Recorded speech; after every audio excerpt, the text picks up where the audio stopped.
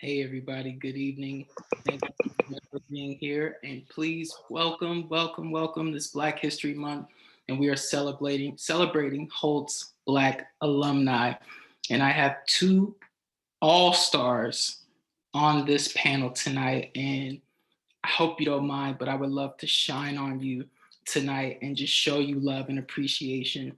I'm going to be your moderator for the evening. My name is Omini Ewah. I'm a current MBA student at the Boston campus, hopefully going for a dual degree in international marketing.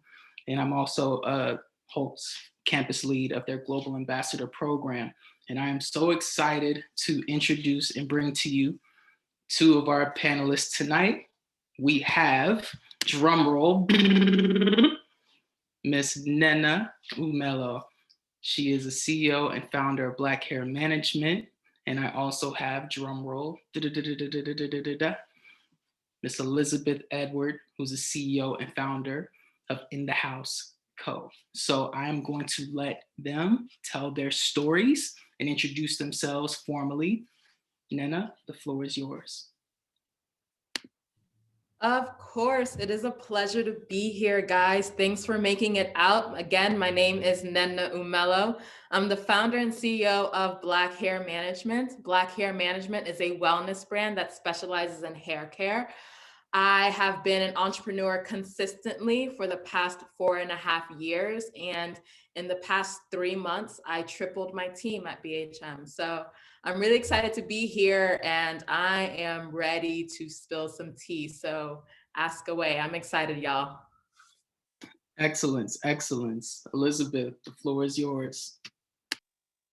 Hi, I'm Elizabeth. I actually go by Liz, but feel free to call me Liz or Elizabeth. I am the founder and CEO of In the House Co., which is a networking and recruiting platform for the Black community. This community is going to be built to elevate Black professionals so that we can close the hiring gap. I find it very hard, that we're not able to get more advancement and have resources available to us. So I really want to be a tool and for the Black community. So that's what I'm creating. And we're still brand new. We're still working hard on, opening up a platform or, whatever way that our community wants to communicate. So. Welcome, Liz. I'll remember that. And so we're going to jump right into it. I've got a couple of questions and then we're going to go into a Q&A session. So if you have any questions throughout, feel free to enter them into the chat box. But once we get to the formal Q&A session, you can either put your questions in the chat or you can unmute yourselves and hopefully turn your cameras on and participate that way. Okay, so first question, and I want to give a little bit of background. Barack Obama, first African-American president in the United States. He wrote a book and had a campaign around the word hope and specifically the phrase, the audacity of hope. So I want to know from the two of you, what gave you both the audacity to say, I'm going to be an entrepreneur, I'm going to chart my own territory, I'm going to start my own business, my own brand? Why? What even makes you feel like you have the audacity to do something like that? Liz, would you like to start? Sure. I just think that it's about creating your own opportunities. I feel like there's a lot of doors that continue to be closed in different areas. And I just also think I've never been one to want to follow. I want to lead. I want to bring people along. I want to help others. So that's the audacity. I was like, I just want to go. Let's go. So here I am. Nena? Excellent question. Well, what gave me the audacity of hope was the fact that when I started off this whole entrepreneurial mindset, this whole idea of being an entrepreneur, I had no idea what that meant. So my father has been an entrepreneur since the day I was born. He came to the States in the 80s and he graduated from the University of Texas in Dallas. And he's been supporting us as entrepreneurs since the beginning. So for me, I am a daddy's girl, hardcore daddy's girl. I wanted to be like my father growing up, and I was raised in a single father household. So that's what I wanted to be. And I'm like, oh, my dad's an entrepreneur. I'll just be an entrepreneur too. That was easy. That was easy. That's literally how I started on the path, the mindset of being an entrepreneur. It's, I want to be like my dad. I admire him so much. He's my entire world. And my dad's an entrepreneur, so I'll just be an entrepreneur. That's really easy. I'm just going to do exactly what he did. Now, of course, things got a little more complicated, but it's the idea of emulating someone that I care and respect about so much, to the point of insanity, which is what I think entrepreneurship is. It's insanity. So that's what I decided to do, to be like my father and to pursue this outlandish dream. And I don't regret it. It's so powerful to have someone to model after. And I agree, my father inspired my entrepreneurial journey as well. So I can identify with that. So in that same vein, Nena, do you have any other mentors that inspire you or assist you in your entrepreneurial journey? And if not, is that something that you're open to, or do you even feel like it's an important part of the entrepreneurial process?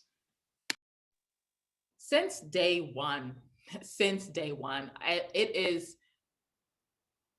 I'll just say it, impossible. It is impossible to start a successful venture, whether it's career-wise, because not everyone should be an entrepreneur, or whether you do want to start your own business. It is physically impossible to get anywhere and expect to be successful without people supporting you. So whether it looks like a formal mentor-mentee relationship, or whether it's just people who are holding their hand out to lift you up, like mentorship looks and feels different ways, but it's always supportive, it's always uplifting. And it would be impossible to get to where I am without the people who have supported me. And I cannot count the number of mentors I've gathered in the past 4.5 years. Like it's innumerable. I can't, there's not enough fingers, there's not enough, like, I wish I kept a dialogue, a diary of all the people who have helped me every step of the way, because I've been an entrepreneur for a while now. But even before I made this conscious decision to start a business, I've had people support me since day one. So it would be impossible to get to where I am without people to help me. Fantastic. And Liz, I want to ask the same question to you, but with a little bit of a spin. To Nena's point, she's leveraged mentors and mentorship. For you, Liz, same question, but I also want to know, how do you go about seeking mentors? And what's your filtering process to know if this is someone that can add value to what it is that you're doing with your entrepreneurial journey? That's a great question. So actually, part of it is having those people in my life already that I didn't realize have become my mentors. Actually, part of the reason why I even launched or started my business was because I had mentors who pushed me to do it, to take the leap, to just say, stop waiting and just do it. And who have been by my side since the beginning. Actually, even before I was an entrepreneur, they've always been by my side. The other way is actually seeking communities that are here for us. So I Fund Women. That was one of the groups that I joined because one of my mentors actually told me about it. And once I joined, they have a separate cohort, I Fund Women of Color. So through there, I've met people and that I have, communicated with who, believe in my vision, and we want to work with each other. We want to help each other grow. We want to see each other, be successful. And I think those different communities I've sought after. And even if it was someone that I spoke to just for a little bit, or someone that's going to continue on by my side, everyone has the same goal. They want us to succeed. We want each other to succeed. And with that underlying, that base, that they're going to be there to give you the best ideas, to brainstorm with you, to, help your career, help in any way they can. And as they help me, I want to help them as well. So that's really where I go for. Fantastic. And a follow-up question, Liz. Let's actually get into the meat of these beautiful brands that you wonderful women are cultivating. So you said something in relation to paying it forward and having people that motivated you to even start In the House Co. So what is it in terms of the vision of In the House Co that you plan on doing for other potential entrepreneurs or professionals that are looking for the next step in their professional journey? Yeah, so I I just know the adversities our community faces. You know, I can just think back to when I finished my undergraduate and feeling so lost per se. You know, I knew exactly what I wanted to do, but didn't have anyone there to direct me. No one there to kind of guide the way or ask questions about or, you know, speak to that would, you know, be around me. And I think if there was in when I was graduating, someone or a mentor or even a group to go to, you know, that would have been so much helpful. It would have been, you know, having a safe space to talk about what we're going through, especially now. You know, I want to help others, you know, advance in their career. I want to bring mentors in so that this community has more, you know, we should be advancing, elevating the Black community all together. We should be helping each other. That's what I really want to do. So, you know, that's what In the House Co is all about. That's the sole purpose, is to elevate the Black community. That's absolutely incredible. And follow up, Nana, along with the fact that the Black community needs that extra love and needs that extra care and needs that extra attention, you've gone into the world of hair care and you've paired it with mental wellness as well and just general overall wellness. Can you please speak to that and what your company is doing to fill that void and that gap in the space where self-love and self-confidence is so needed at a time like this? The first year of BHM, I spent my entire year validating my business model, researching the value proposition, understanding the market, because I've been natural for almost 10 years now. But that doesn't mean I knew what I was doing with respect to my own hair care. And then understanding the market and what that data means and what it reflects was a whole different landscape, right? And I was educating myself to try to understand the value I could offer to this demographic. I am not the first or the last wellness brand or hair care company out there, but what I realized is something intuitive that we all know, but overlook often. Hair care is a function of your mental health, your well-being, and hair care products. Now, there's a lot of awareness and there's a lot of recognition when it comes to clean hair care products, natural hair care products. We all know by now to avoid sulfates, et cetera, et cetera.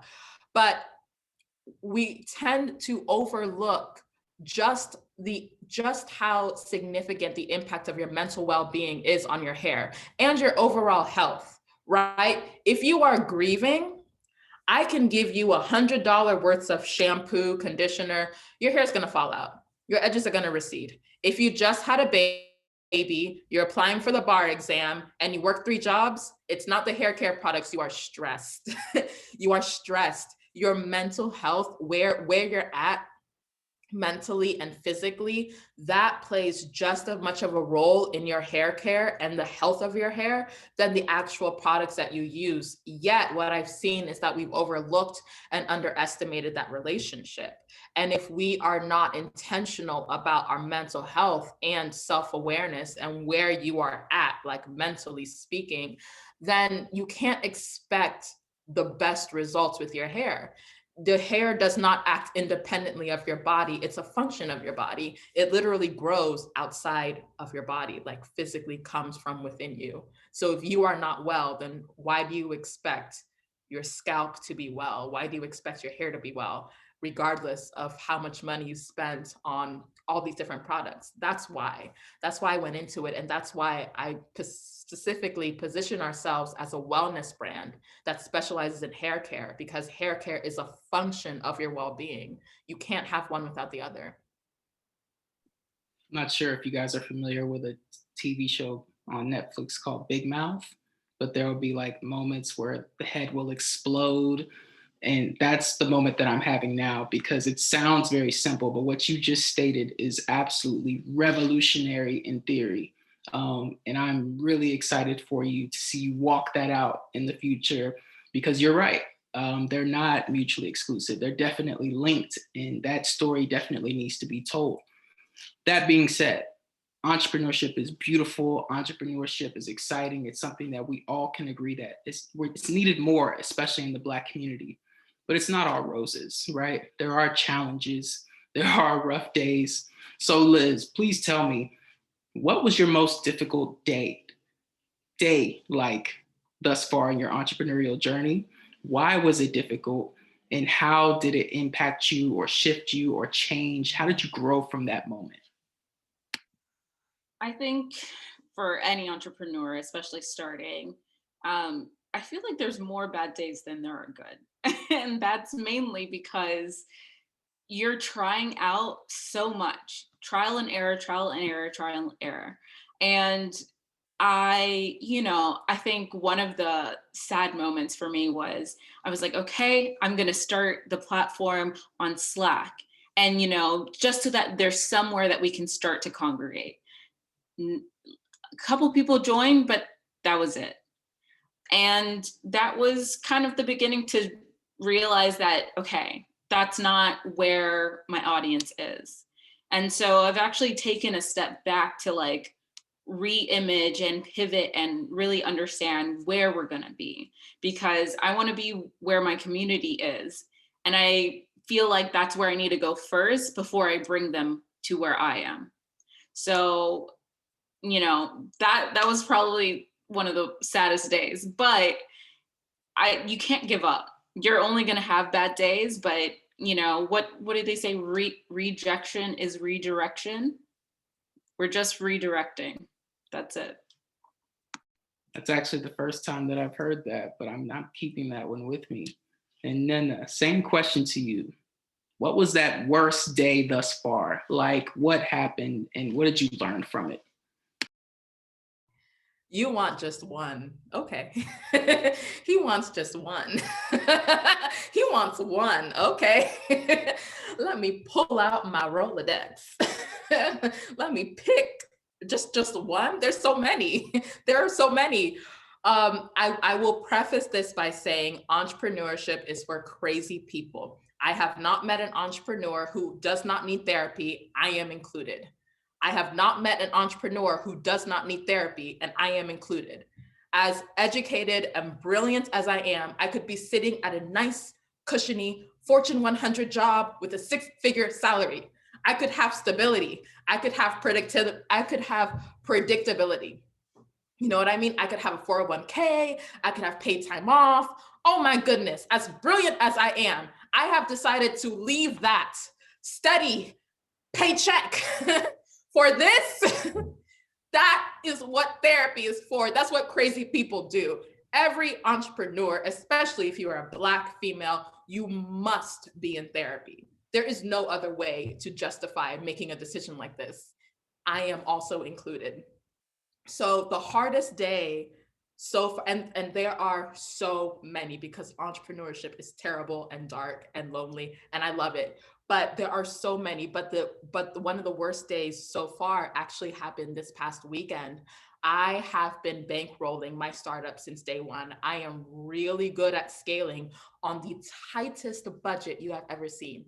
I tripled my team with less than $300 because that's what I got. Because that's what I got, right?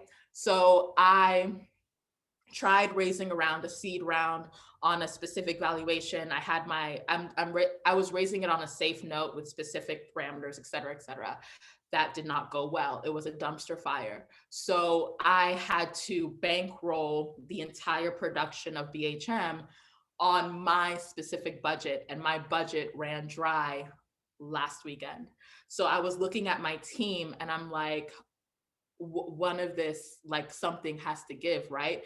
Because I don't have any money for groceries. Like I'm out. Like I am dry. I'm done, right? So I was looking at March because I plan month to month because there's no use in planning further than that. And I was looking at my team. I was looking at the money I had left, and I knew I have exactly 1 month left, and I have 12 people on my team.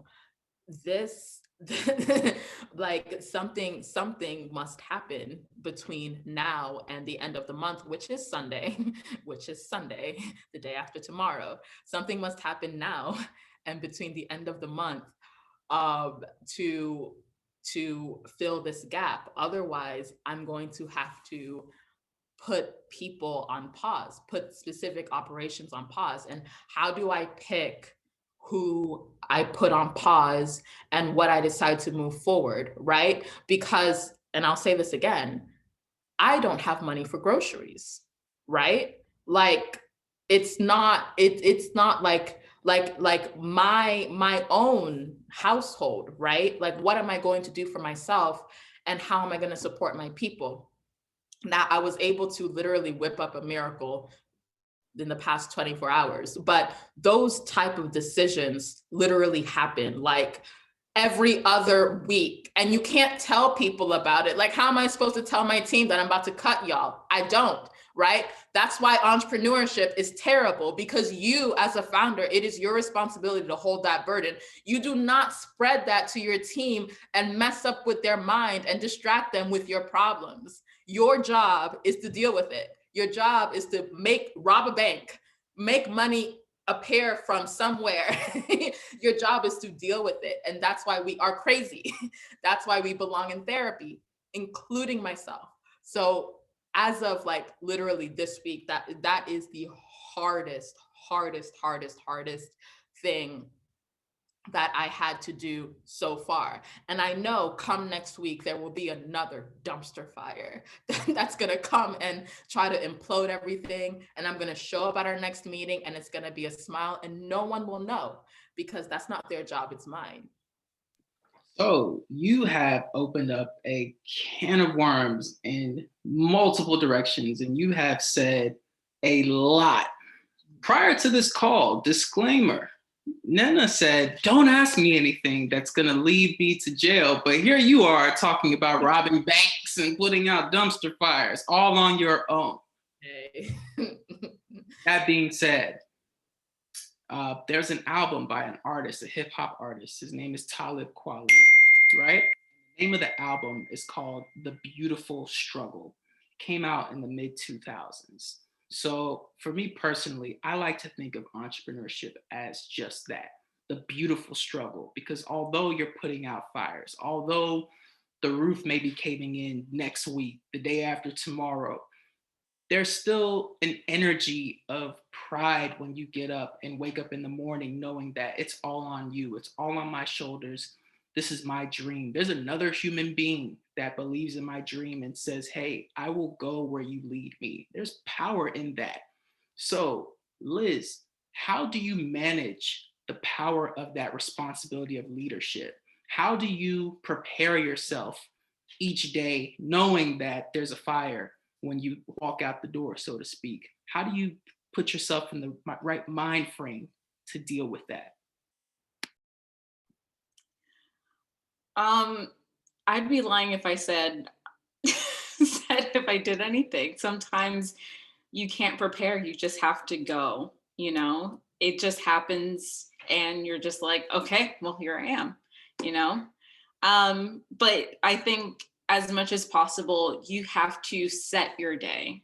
Like anyone else, you need to either do your to-do list or see what your calendar has, you know, taking time for yourself as well. You have to like feed yourself before you can feed others, you know? So I definitely take time to work out in the morning, you know, have a clear head, just do things that I love to do for myself. Then I'm ready for the day. Then I can continue on. Otherwise, you're just jumping into other people's business or your own business, and you get overwhelmed and exhausted. You will always be overwhelmed and exhausted. But regardless, if you take some time just for yourself, whatever part of the day, morning is better, but that will set you up for success. Fantastic response. And my whole journey has been an exercise in mastering time management. Right. And I have failed more times than I've succeeded, to be honest. So, Nena, I want to ask you, with all of these fires that you're putting out, right? You still have to live a life as well.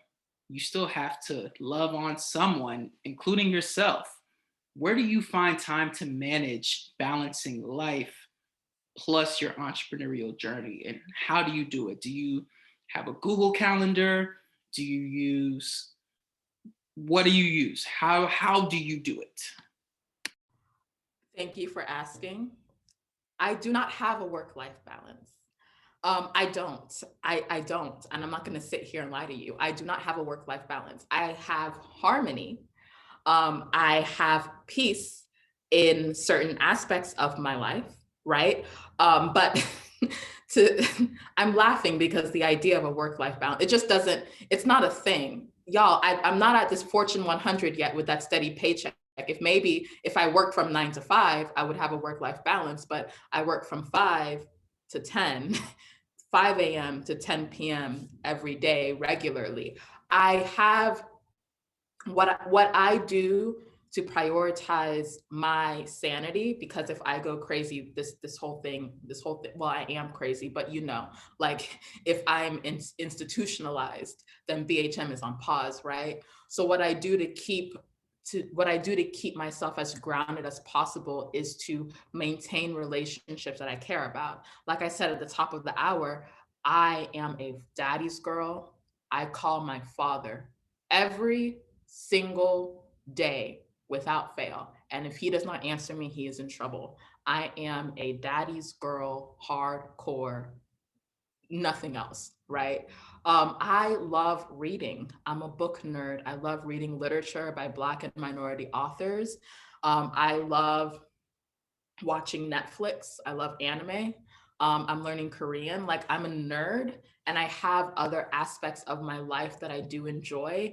And I try to dedicate about 5 to 10% of my time in those other activities that I enjoy.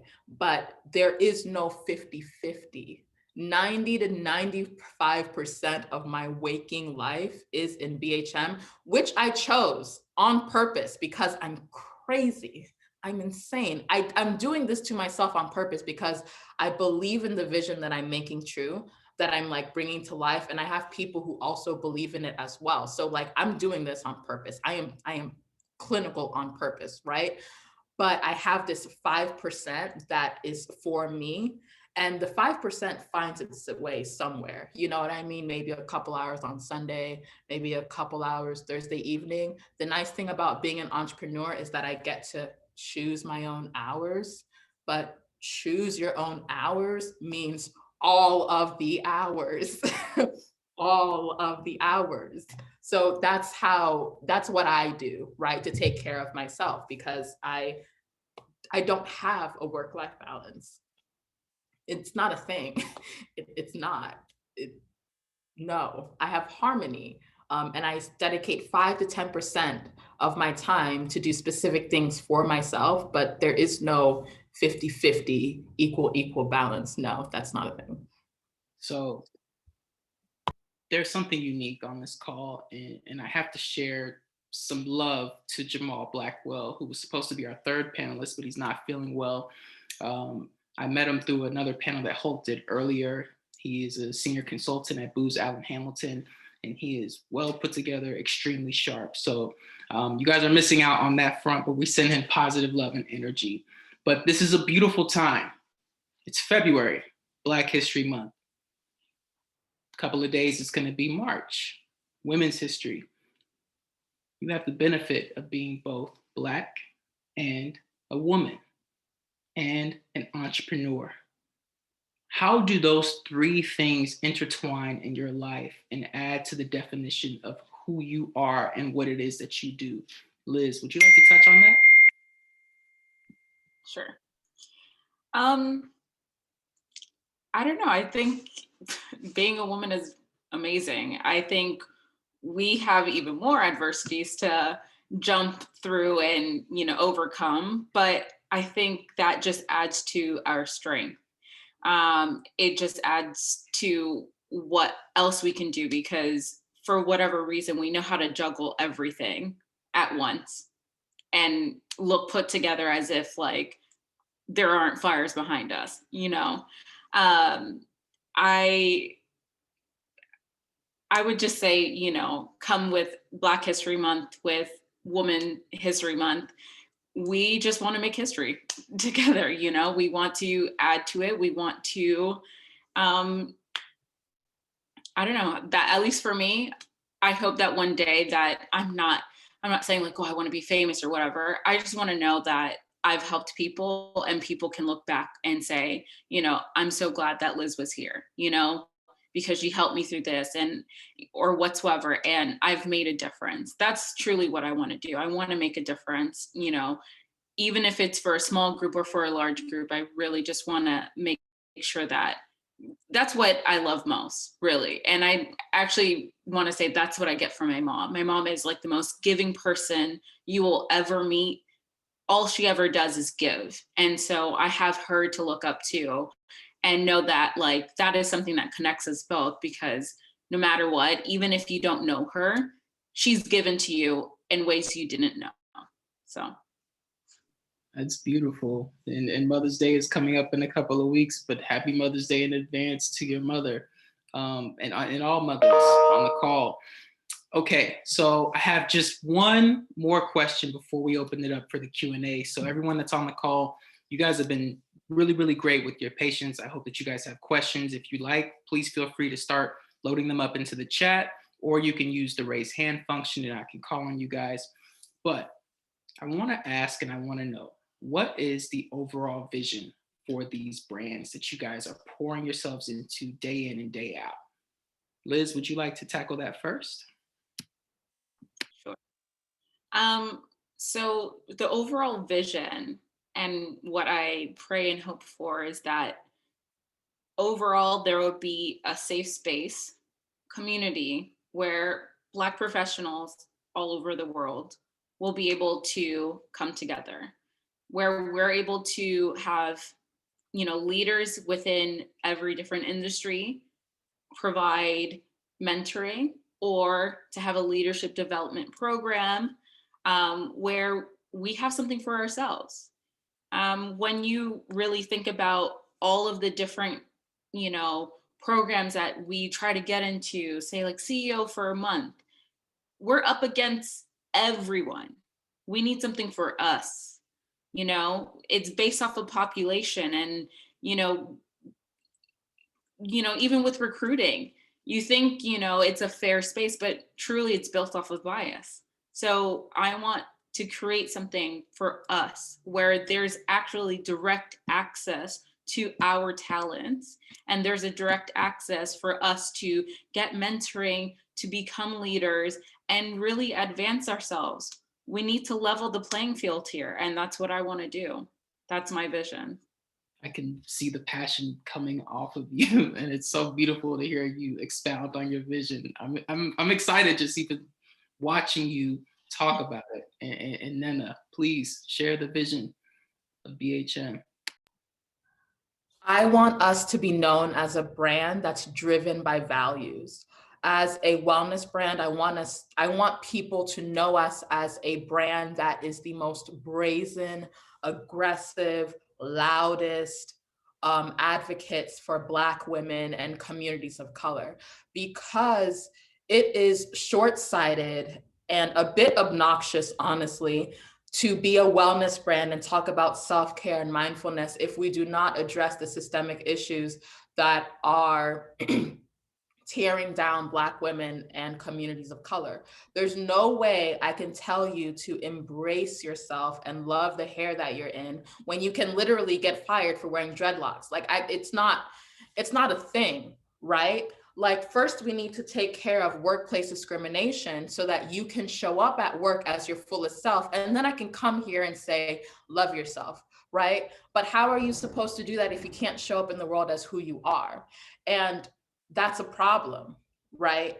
So I am extremely public and extremely aggressive, extremely loud when it comes to advocacy on a social and political level. I make it a point to talk about things that we are passionate about and demand change on a state and federal level, to advocate for things that we believe in a very proactive way. Like I will call up senators, I will write people, you know what I mean? I am very, very, very brazen when it comes to the values that we believe in as a private citizen and as a brand. Like the brand BHM is very brazen. I will put my name behind a campaign that will end workplace discrimination, because that's what I need for my people to feel safe, for my people to have that wellness and well-being and self-care. Like this world needs to be inhabitable for Black women and communities of color before I can come in and say, love yourself. And before I can come in and be a wellness brand for you,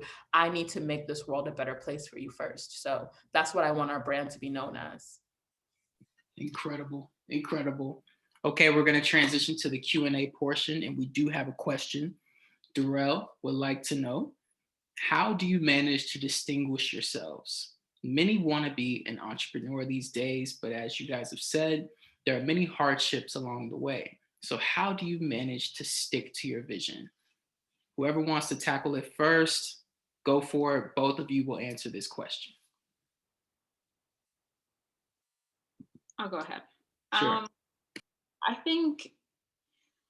I think distinguishing yourself is, just staying true to yourself, staying true to your passions and what you want for your business.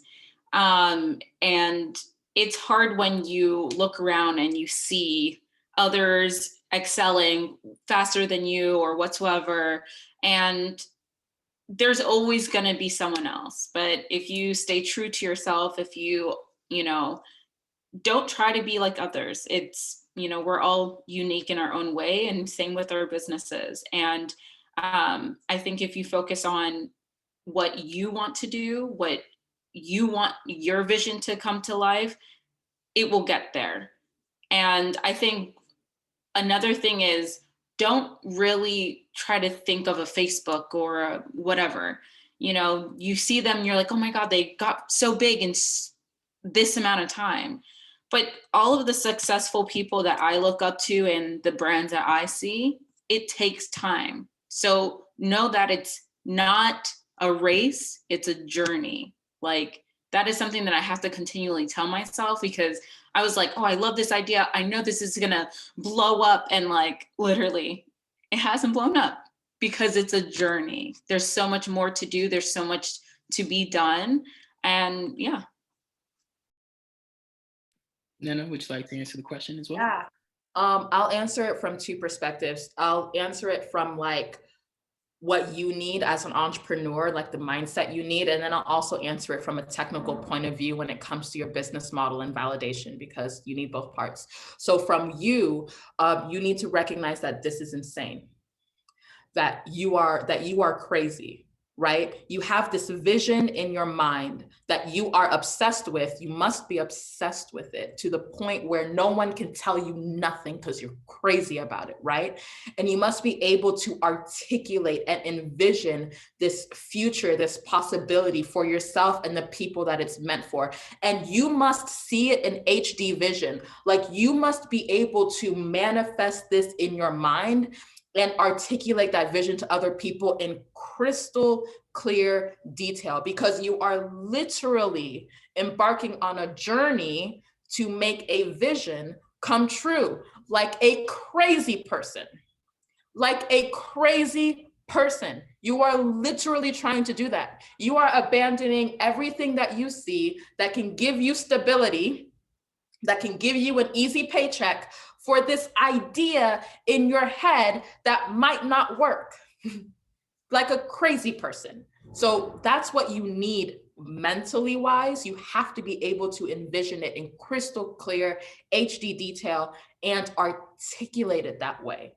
Right. So mentally, that's what you need. Now, from a business point of view, when we're talking about the business model canvas and how you go about making sure that this is something that's actually viable outside of the craziness inside of your head, you need to validate your business model. You need to validate your revenue model. You need to validate your pricing model. You need to validate your value proposition.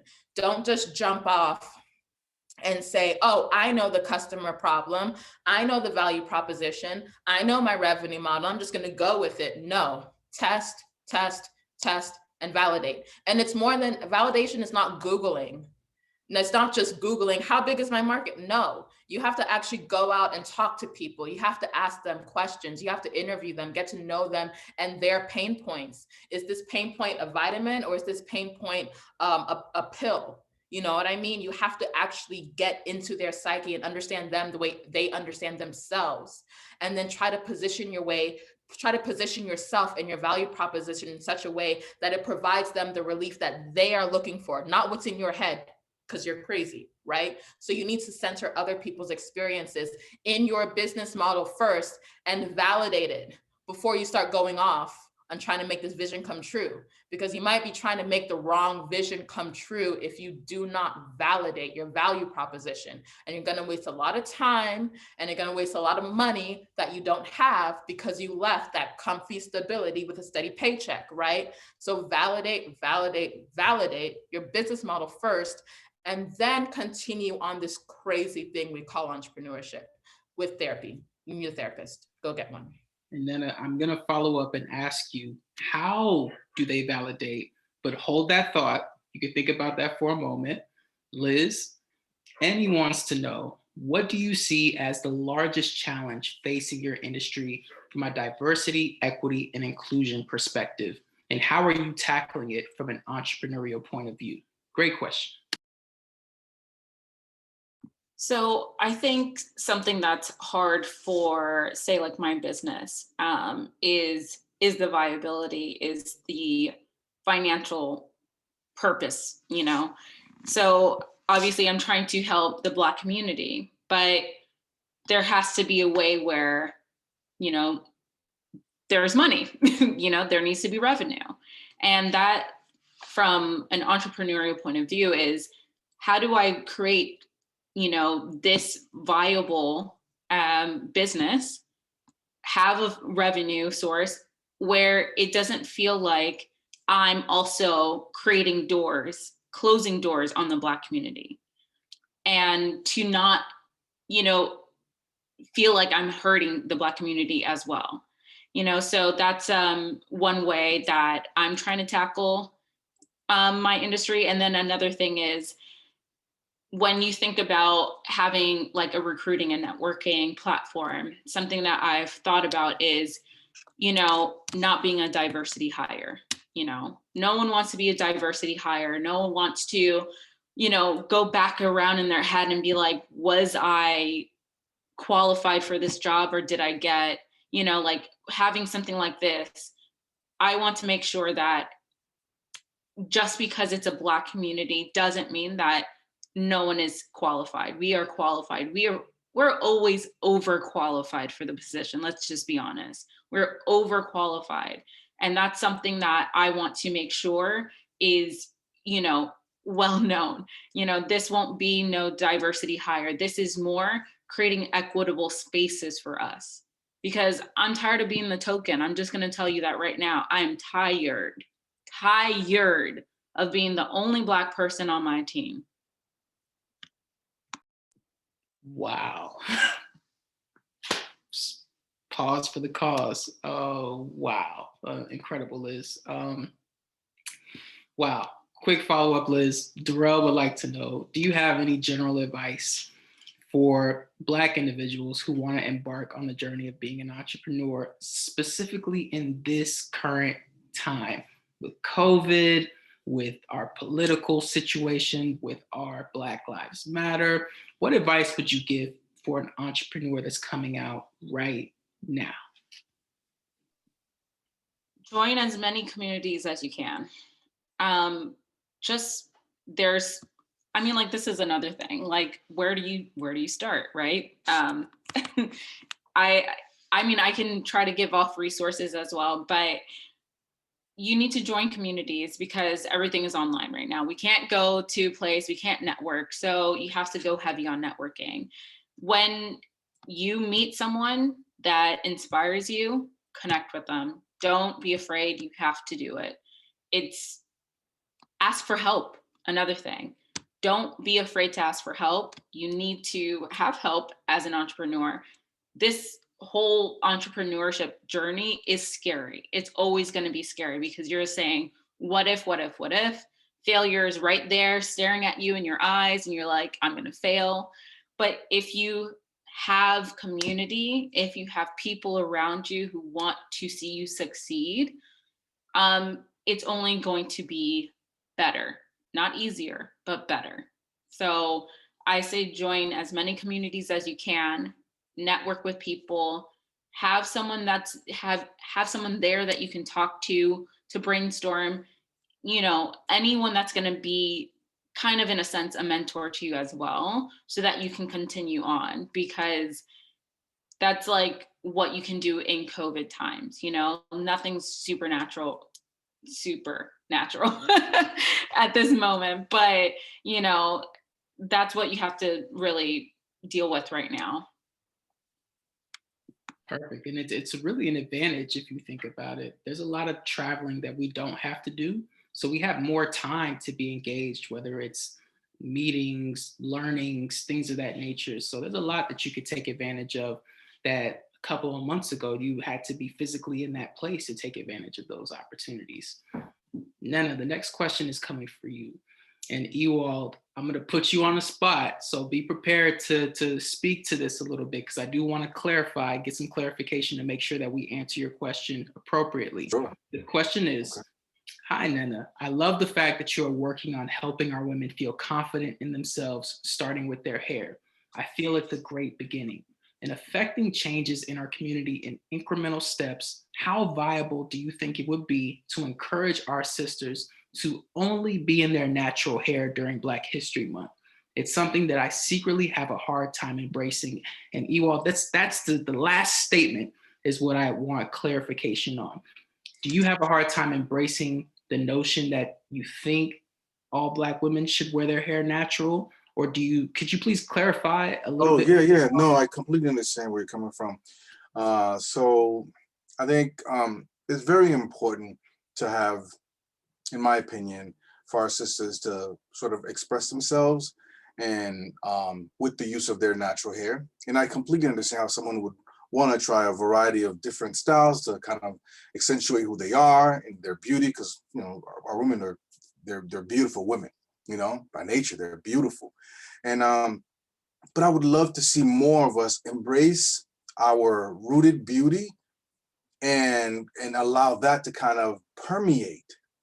And like I said, there are women that are in a certain respectable, you know, elder age that would like to try something different, or there's cancer patients, et cetera, et cetera. And I completely understand all those various spectrums that take place that cause women to consider this approach. But I think we're losing out so much on the inner beauty that we have, and and I think her approach, I'm sorry if I'm pronouncing your name incorrectly, is it Nina?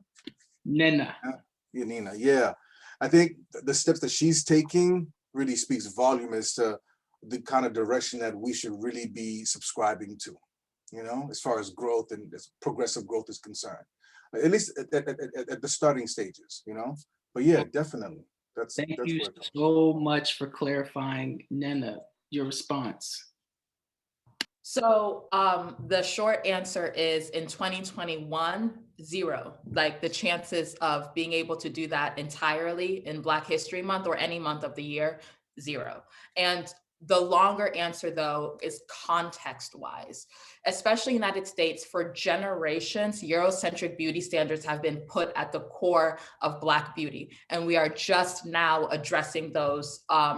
We are just now addressing that, like, in the past 10, 20 years.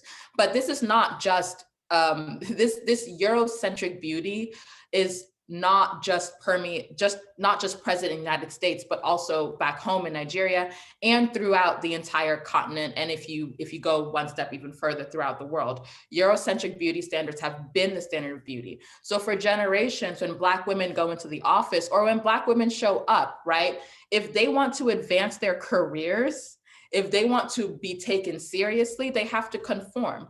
So back.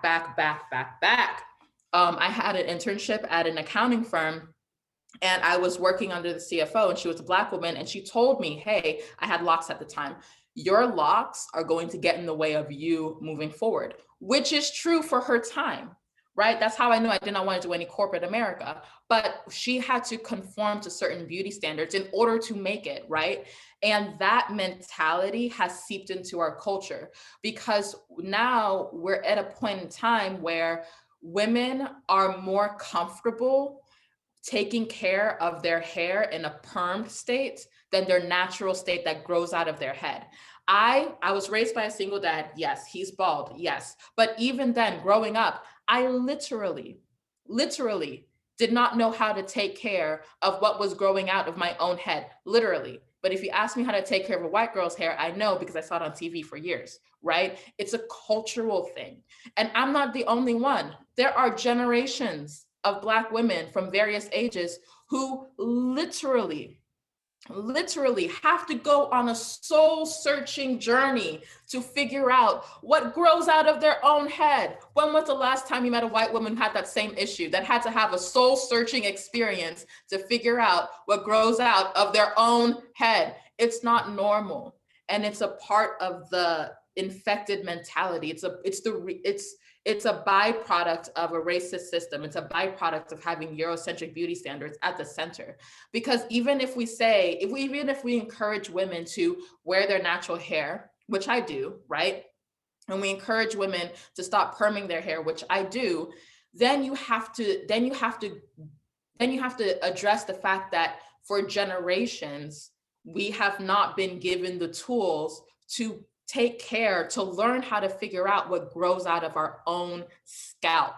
And that's not just in the US, that's back at home too in Nigeria. And that's in the UK too, that's in South Korea. Every part of the world that I've been in, Black women experience the same issue. And it's because Eurocentric beauty standards have been the definition of beauty for centuries.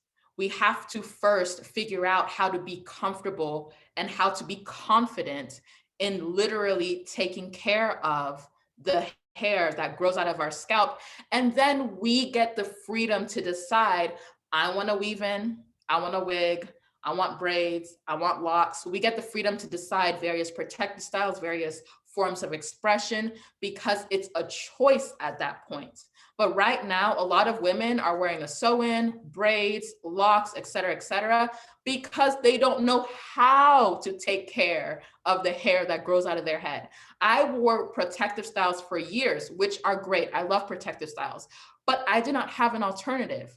I went natural when I was 16. That means I was perming my hair for 16 years before I stopped, looked in the mirror and said, okay, what am I gonna do now?